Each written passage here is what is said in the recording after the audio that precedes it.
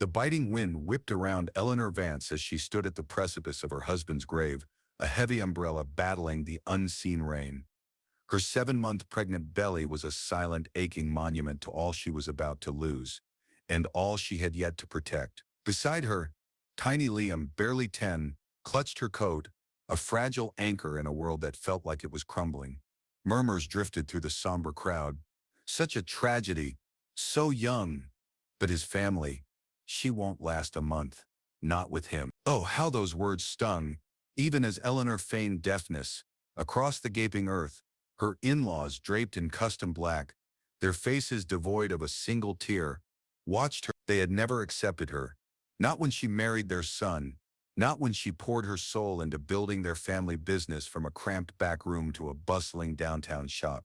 And certainly not now, as their eyes promised a battle she wasn't ready to fight. As the last clods of earth thudded onto the coffin, Eleanor's shoes were soaked, a chilling dampness seeping into her bones.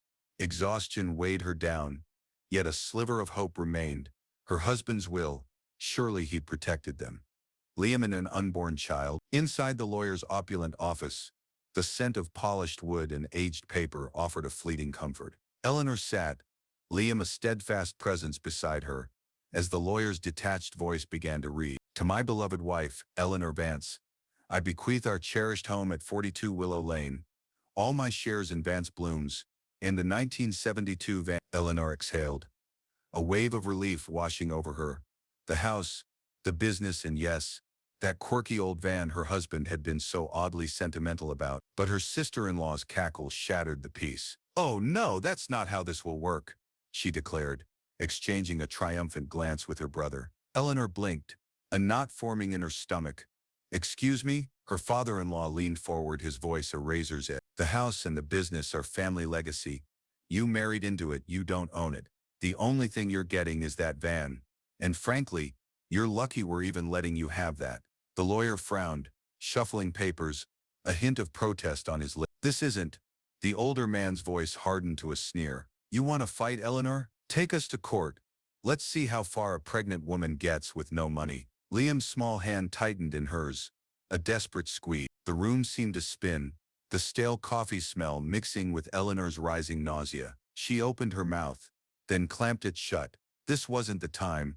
This wasn't her battlefield. They were baiting her, and she knew too well their venom when cornered. 15 minutes later, the keys to a decrepit van were all she possessed, their cruel laughter echoing in the drizzling rain as she walked away. Liam kept glancing up at her, his innocent eyes pleading for a reassurance she couldn't give. Each step was heavy, dragging her further into an unknown, perilous future. She traced the van's side, rust flaking like dead skin, the air thick with rain and old oil. This, then, was her legacy. But a defiant thought sparked within her, a tiny ember in the cold. Fine, if this is all they've left me, I will make it enough. The drizzle had turned to a fine mist, clinging to her hair as she reached the van. Parked beneath a crooked lamppost, its paint bubbled and devoured by rust, a back door sagged in utter defeat, and the driver's mirror clung on by a thread of duct tape. A wave of stale air, oil, mildew, and the metallic tang of forgotten time assaulted her as she opened the door. Liam climbed in, his small fingers tracing the cracks in the vinyl seat, as if deciphering a secret map. Mom, he whispered, his voice small and hopeful. We're not really living here, are we? Eleanor didn't reply immediately. Her hands hovered over the keys in the cup holder, her gaze fixed on the dust-coated dashboard, where faint fingerprints, her husband's, were still pressed into the grime. That night, they found refuge in an empty lot behind a shuttered hardware store. The streetlights hummed, the distant traffic a lullaby. Eleanor tucked Liam tight in a blanket, then awkwardly settled herself onto the narrow back bench, her pregnant belly protesting. But she didn't care. They were out of the rain, shadows passed by the windows, voices muffled yet pierced. That's the Vance widow, right? Yeah. Heard she lost everything. Her in-laws took it all. Always too proud. Never saw her begging. Guess she will now. Eleanor stared at the ceiling, her jaw clenched, each baby kick a fierce reminder. You don't have time to break. The morning chill stirred her before the sun. She pulled a worn sweater from the small suitcase she'd salvaged. Liam was curled up, a tiny sentinel braced against the world. She kissed his forehead, then stepped out into the gray dawn. No home, No business, no safety net, just a rusted van and an unyielding will to survive. Little did she know, the van held a secret far more precious than its battered exterior revealed. Days melted into a blur. Mornings began with a trek for day-old bread, then back to the van, her and Liam sharing every crumb. Hours were spent scouring bulletin boards, desperate for any work, cleaning, lifting, arranging flowers for a few coins. The van became their sanctuary, Liam drawing stick figures on the foggy windows, their hands entwined. Eleanor kept her hands busy, scrubbing surfaces, shifting boxes, fiercely trying to transform the cramped space from a tomb into a home. It was during one of these relentless cleanings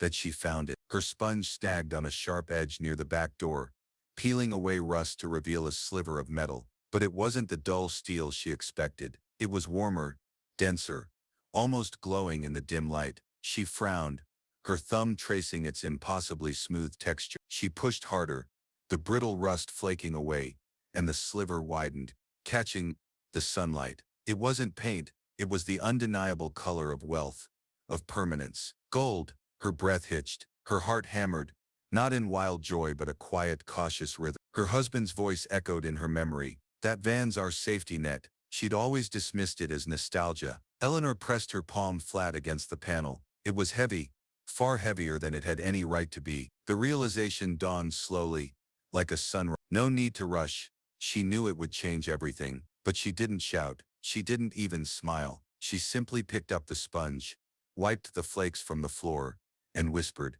"Not yet." This wasn't just a find.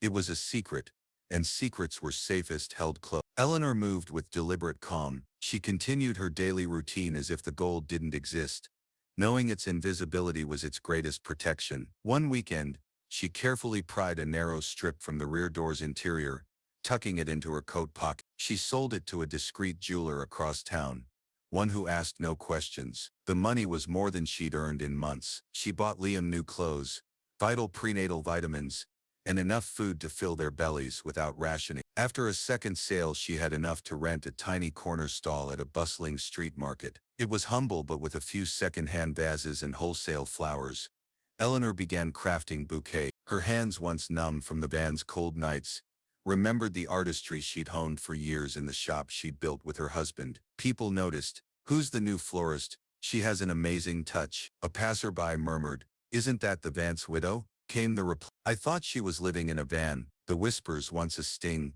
now fueled her. She arrived before dawn, stayed past dusk, and spent only what was necessary. Every extra coin was reinvested.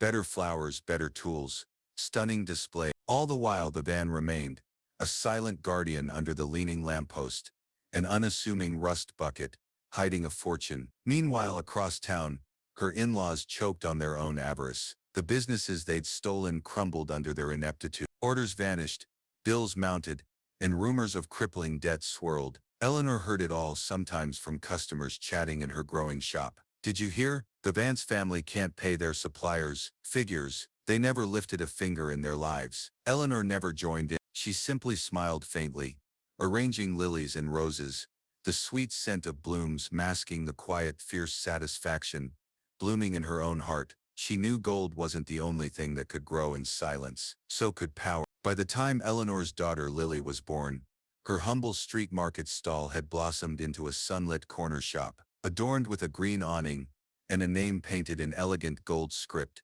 "Liam and Lily." The air inside was rich with the perfume of lilies, peonies, and eucalyptus. Customers flocked not just for the flowers, but for the warmth Eleanor offered. They felt seen, valued, welcomed. She remembered names, anniversaries, and always quietly tucked a sprig of baby's breath into every bouquet for luck. Her in-laws' downfall was no longer whispered gossip.